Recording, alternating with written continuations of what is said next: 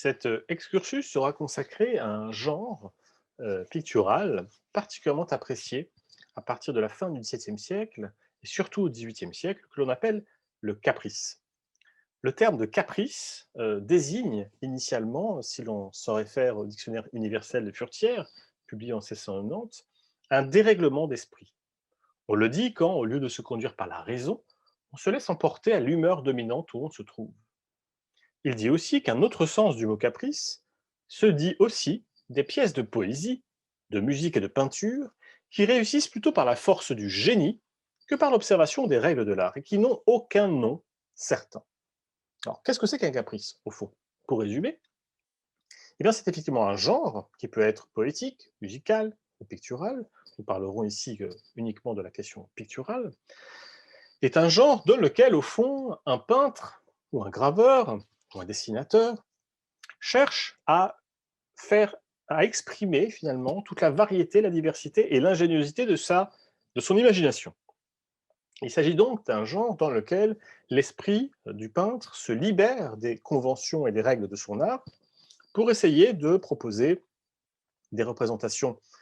souvent fantasques, originales, inhabituelles, dans lesquelles il peut se dégager, parce il s'exprime dans le champ et dans le genre du caprice, se dégager des conventions de son art. Et ce genre,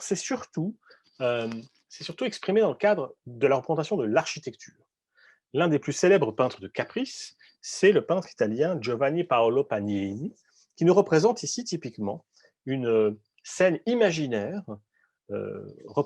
se fondant sur l'architecture du Panthéon à Rome, mais transformant cette scène en une sorte de scène de la vie quotidienne, une vie quotidienne imaginaire où vous avez de nombreuses figures venues de classes sociales différentes, venues de pays différents ou d'ordres monastiques différents, dans laquelle, au fond, le peintre va s'amuser à utiliser l'architecture comme un espace expressif, comme un lieu d'expérience visuelle, dont l'élément le plus frappant ici est la façon dont il représente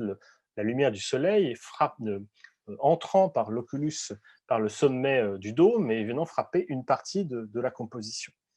On est face ici à un premier modèle chez Panini qui est une sorte de caprice fondé sur des modèles architecturaux existants et à partir duquel l'artiste va réinventer, imaginer, transformer cette architecture à des fins expressives, symboliques ou simplement esthétiques. Un autre artiste qui s'intéressera aussi à ces caprices, d'ailleurs c'est un terme, les capriccio, qu'il va utiliser dans ses œuvres, c'est le Piranèse, architecte et le graveur, le décorateur, l'archéologue piranèse, Giovanni Battista Piranesi, surnommé en français le Piranèse, qui s'installera à Rome en 1740 et qui va, à partir de 1740, devenir un immense documentaire de la cité éternelle, de son patrimoine architectural et sculptural, va graver des vues topographiques de la ville, qu'il va vendre aux touristes pour gagner sa vie, qui va beaucoup s'intéresser aussi au patrimoine, donc aux œuvres d'art antique, réfléchissant au rapport entre l'art grec et l'art romain. Et il va, à partir des années 1740, commencer à graver et à publier des caprices qui sont au fond des estampes dans lesquelles il va donner libre cours à son imagination, inventant des véritables architectures imaginaires, comme ces carceri d'invenzione, ces prisons d'invention, ces prisons imaginaires, dans lesquelles il fabrique entièrement un monde fictif, fondé évidemment sur certains éléments inspirés de l'architecture antique, notamment les arcs, l'arc de triomphe ici, quelques escaliers ici également représentés. Donc on est face à quelque chose qui peut faire penser à l'intérieur d'une sorte de basilique en ruine, mais tout cela est évidemment reconstitué, reconstruit imaginairement, avec la volonté de créer un espace impressionnant. Vous voyez, le clair-obscur permet de créer une ambiance presque inquiétante, fascinante, comme l'échelle entre les figures toutes petits personnages et l'immensité de l'espace. On est face vraiment à une sorte de construction d'architecture quasi utopique dans laquelle il s'agit simplement de faire voyager le regard du spectateur en l'entraînant dans une réalité tout à fait fictive. Et puis il y a un troisième nom, euh, un troisième et un quatrième nom qu'il faut ici mentionner dans ce champ caprice, le peintre français Hubert Robert, qui est un peintre qui s'est véritablement fait connaître à travers ses caprices, dans lesquels il s'amuse à peindre dans un même tableau différents éléments, différents monuments, différents édifices, tirés de ce qu'il a pu voir à Rome et qu'il va placer ensemble alors qu'ils sont géographiquement, topographiquement très éloignés les uns des autres. C'est le cas ici donc, de ce paysage où on reconnaît le portrait équestre de Marc Aurèle, une Vénus Médicis, et cela dans le temple rond de la Sibylle. Ces trois éléments ne sont absolument pas à cet endroit. Donc il refabrique une sorte de Rome imaginaire en procédant à une sorte de combinaison d'éléments observés séparément. On dira d'ailleurs, Élisabeth Vigée-Lebrun, dans ses souvenirs, la grande peintre française de la fin du XVIIIe siècle, dira d'ailleurs d'Hubert Robert, je cite, « Robert,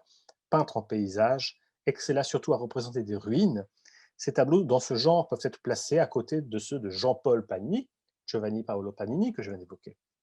Il était de mode et très magnifique de faire peindre son salon par Robert. Aussi, le nombre des tableaux qu'il a laissés est-il vraiment prodigieux. Il s'en faut bien la vérité que tout soit de la même beauté. Robert, avec cette extrême facilité que l'on peut appeler heureuse, mais qu'on peut appeler fatale, il peignait un tableau aussi vite qu'il écrivait une lettre. Quand il voulait capter cette facilité, ses ouvrages étaient souvent parfaits. On en connaît de lui qui font très bien pendant à ceux de Vernet. Donc, elle insiste vraiment sur cette notion de facilité, c'est-à-dire au fond de cette capacité pour Robert à peindre rapidement ces tableaux, et c'est assez logique. Pourquoi ces tableaux pouvaient être peints pas rapidement? D'abord parce que leur touche est relativement vive. Ce ne sont pas des tableaux aussi finis que des paysages hollandais du XVIIe siècle,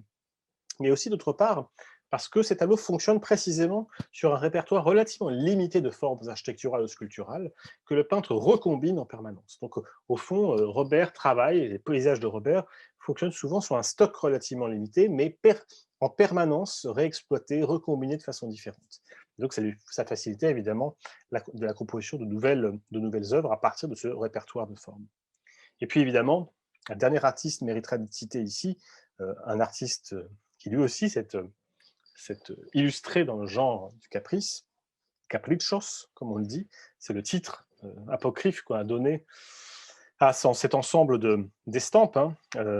réalisé par Francisco de Goya, donc le grand graveur et peintre espagnol du XVIIIe siècle, en 1799,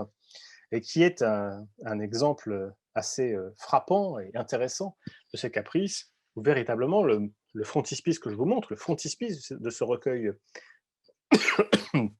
d'Aquatinte, ce sont des estampes fondées sur l'idée que l'artiste qui est représenté ici, qui se représente ici, endormi, laisse finalement son esprit divaguer dans les ténèbres de son âme, dans les ténèbres de son inconscient, de ses rêves, qui vont faire naître, donc ces chouettes, ces chats inquiétants, ces animaux étranges, ces chauves-souris, qui semblent en quelque sorte s'engendrer de son corps même.